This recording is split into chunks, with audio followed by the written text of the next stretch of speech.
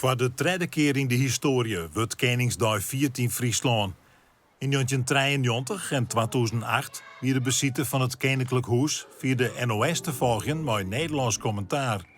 Dat Friesk nou zo'n prominent plek krijgt, is een kroon op deze dag. Ja, dat is geweldig. Dat is eigenlijk een stukje omroepgeschiedenis wat we met z'n allen schreeuwen. Het idee dat ontstier bij Gerben Vissers, technicus bij Omroep Friesland, die zei van, wat zou het mooi zijn als we bij de beelden van de NOS Fries commentaar zetten kunnen. Want ja, dat kind technisch. Maar ja, dan moet je de stouters gewoon nog wel even aanloeken richting de NOS.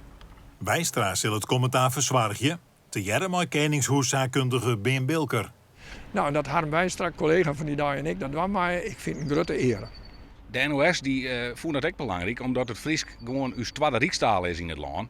Nou, zij heeft zelf geen mensen die dat goed zaakkundig doen kennen, dus dat willen we graag toch RTV, NOF en Omroep Friesland doen laten. Ze staan me al van de Frieske Nassaus, dus ik doe er absoluut een stukje geschiedenis tussen over de Frieske Nassaus. Ken het hoors.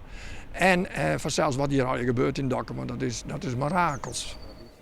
Streekomroep RTV NOF brengt de jaren met Omroep Friesland Koningsdag in beeld.